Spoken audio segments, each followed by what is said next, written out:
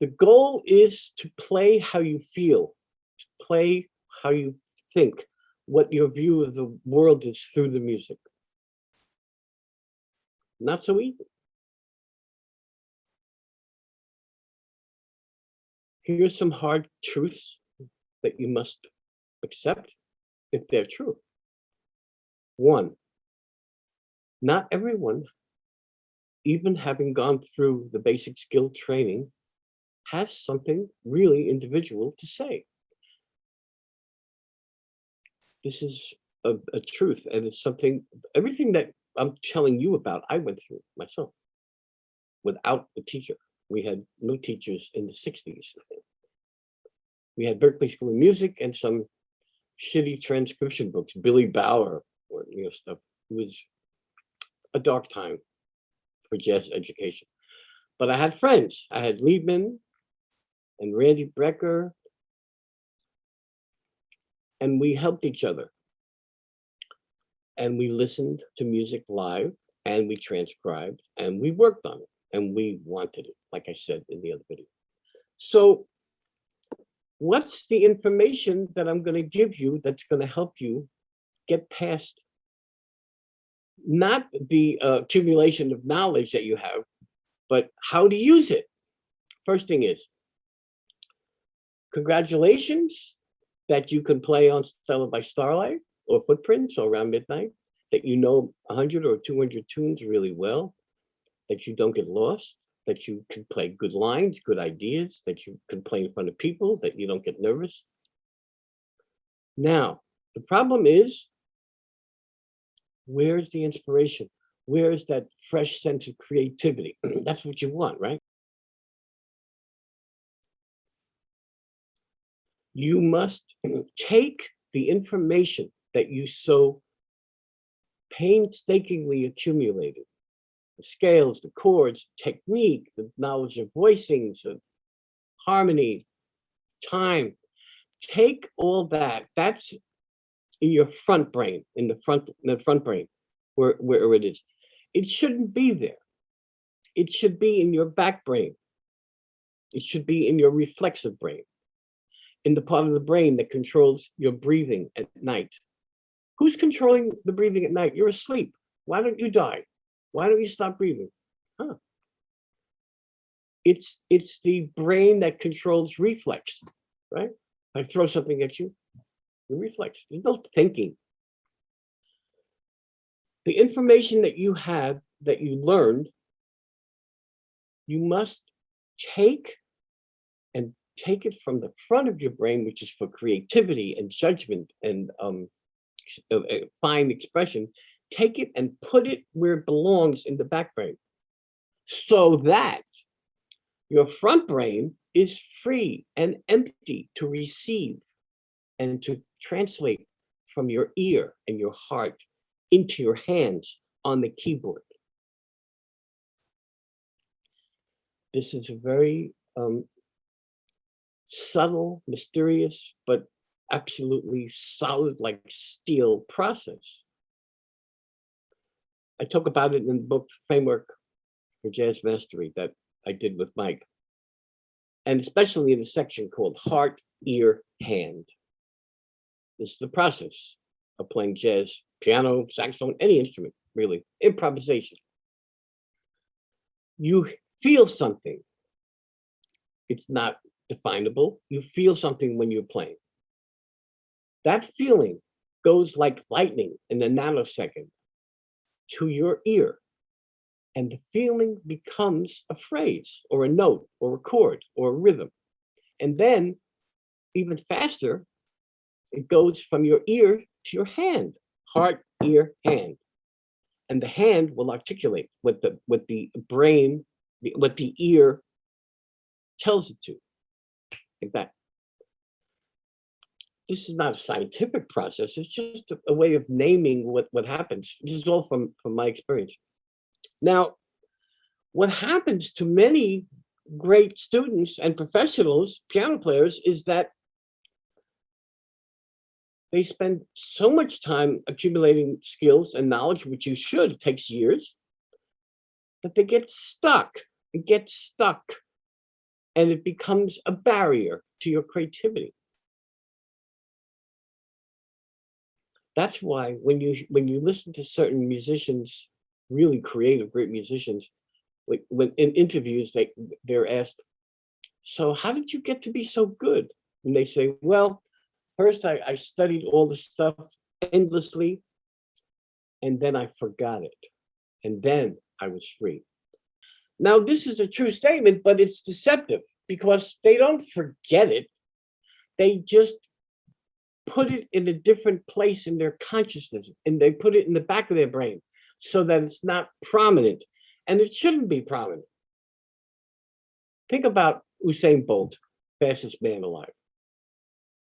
Okay, he's a genius athlete. When he was practicing when he was young, he was working on everything, on his steps, on his takeoff, on his sprint, on the ending. Those were conscious judgments, best, bad, good, better. But then as you grow into it, you do not think about the physicality and the nuts and bolts of what you're doing, and shouldn't. Especially in jazz piano or any instrument, you want your consciousness open to receive, playing with the bass and drums, to receive from the saxophone, to receive and to give yourself, your best self, your most creative self, yourself. And this can't happen if the front of your brain is all clogged up with knowledge and names of the chords and just all the solos that you've transcribed. You got to get that out of there so that you can come through.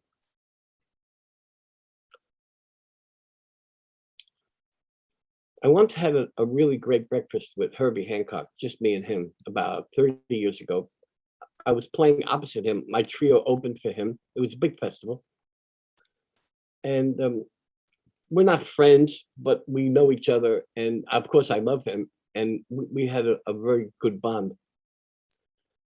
So the next morning, he's up early, sitting there in the hotel having breakfast. And I go over to his table and I say, "Mr. Hancock, can I sit down?" He says, "Richie, sit down." He knew me. Very kind, very nice guy, very supportive, made me feel comfortable. And we had a great talk for a couple of hours. And after the small talk, when I was made to feel very comfortable, I said, "Herbie, I'm going to ask you a question." He said, "Yeah, go ahead." I said, "I've listened to you for 30 years on CDs and live, and even like last night. And you play most of the same tunes all the time." So we let go. "Yeah, I know I'm lazy, right?" She said, "Every time you play either Hurricane or just one of those things, or Made Voyage, so it seems like you come up with really fresh stuff, new ideas, different motives, different voicings, lots of different rhythms. And it just seems like an endless flow of creative ideas." He said, "Thanks, Rich." I said, "Yeah, well, how do you do it?" Just like that. So he laughed. You know, Herbie's a very interesting guy because he's a humanitarian. He's not just a jazz piano player. He's way beyond that. And he's a genius. And he knew everything when he was 21, 22. You can hear it with Miles. But what he told me was so important that I want to pass it on to you. I said, "So how do you do that? How do you remain fresh? How can you play Eye of the Hurricane, which is a 12-bar F minor blues?" He said, "Well, Richie, I'll tell you." He said, "Every time I play it, we play the head, and then piano solos first, and I jump in with an idea, whatever I'm hearing or feeling or thinking at that second. And I don't worry about if it's F minor or if I'm going to get lost in the form. I don't worry about the voicing. I'm creating. I'm coming from the moment. I'm influenced by maybe what Ron Carter played, or Tony Williams, or Al Foster. I jump in with an idea, and then I'm hearing it while I'm playing it, and then the next idea presents itself, and I follow that. I follow it like you're following it, listening, like the people are listening. I'm listening to myself play. So I said, you have to be very relaxed and confident. He said, yes, that's true. I am. This was a revelation. This was a big one. I had felt something like that, but I still, this is 1970s and the beginning of the 80s. I was becoming myself too, but I wasn't so ironclad confident. And here's Herbie. Now, Herbie is only 7 years older than me, but he seemed to be 1,000 years older in terms of wisdom and experience. And a light went off, and he said, Richie, forget about the names of the chords. Don't let the paper play you. Forget about F minor. Trust yourself.